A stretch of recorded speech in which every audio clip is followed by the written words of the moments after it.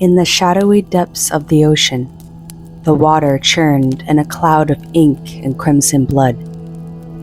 A ferocious predator had found its prey, a mother octopus and her fragile clutch of eggs. Tentacles flailed in a desperate, doomed defense. The mother octopus gave her remaining strength to shield her young, yet it was not enough. The predator tore through her defenses, consuming her and every offspring in its path. Every offspring except one. Nebula, a tiny, shimmering octopus, clung to the jagged edges of a coral reef, trembling as she witnessed the horror. Her mother's tentacles were ripped away, her siblings devoured. Nebula's shimmering body dimmed with grief. She was alone in a vast, uncaring ocean, haunted by the visions of her family's destruction. With no one to guide her, Nebula wandered the seas searching for a purpose. Her fragile heart, shattered by loss, clung to one desperate hope: love. Surely, she thought, if someone could love her, she would finally feel whole. But the ocean is a cruel place for the timid, and Nebula had learned to survive by hiding. She mastered the art of camouflage, blending into her surroundings, becoming invisible to both predators and potential companions. As she drifted, Nebula encountered other sea creatures that filled her with awe and envy. One day, she met a sea turtle, its shell scarred with centuries of stories.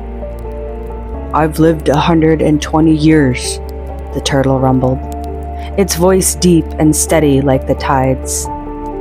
Nebula marveled at its wisdom and longed for the confidence of time. How could she ever compare to such experience? While hiding behind a coral reef, she observed a shark.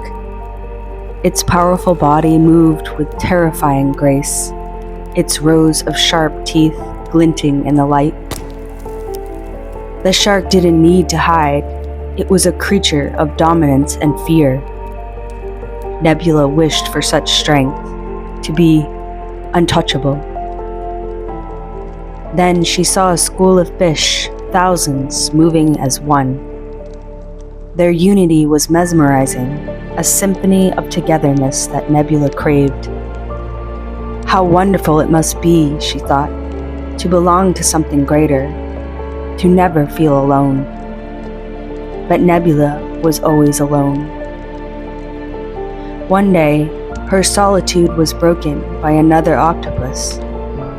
Larger, stronger, and brimming with arrogance, it saw through her camouflage. "Move," it commanded, shoving her with its tentacles. Nebula froze, fear rooting her in place.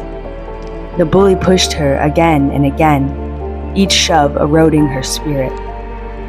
"How many times must I push you before you leave?" it sneered. Nebula finally retreated, abandoning her small sanctuary. The sting of humiliation and self-loathing sank deep into her heart. Drifting aimlessly, Nebula's shimmer grew duller. She felt like nothing, a speck in an endless ocean.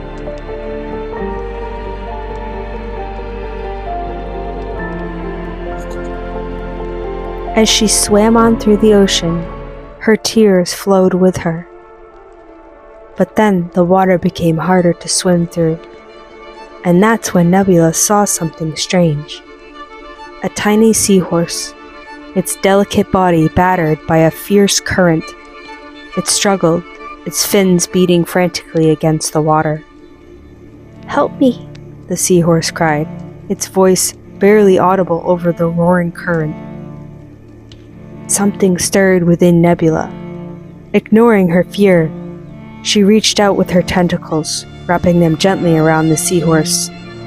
She steadied it, shielding it from the current with her body. But as she did, a dark shadow loomed. a barracuda. The predator's sharp, hungry eyes locked onto the seahorse. It darted forward, slamming into Nebula, trying to tear the tiny creature from her grasp. Pain exploded through her body, but she held firm. The barracuda struck again, and anger flared in Nebula's heart. For the first time, she didn't cower, she didn't hide. When the barracuda lunged a third time, Nebula's tentacles shot out, wrapping around its sleek silver body. Ink erupted from her in a thick, blinding cloud. She squeezed with every ounce of strength she had, her tentacles tightening as the barracuda thrashed and snapped. Its movements grew weaker and weaker until, at last, it was still. Nebula released the lifeless predator, her body trembling with exhaustion. The ink swirled around her like a storm cloud, a testament to her victory. The water was a swirling storm of chaos, ink clouding everything, and the darkness so thick it seemed like the ocean itself held its breath. Nebula floated in the center of it, her tentacles still trembling from the force of her battle. She couldn't see anything, not the seahorse, not the barracuda's lifeless form, only the thick black cloud she had unleashed.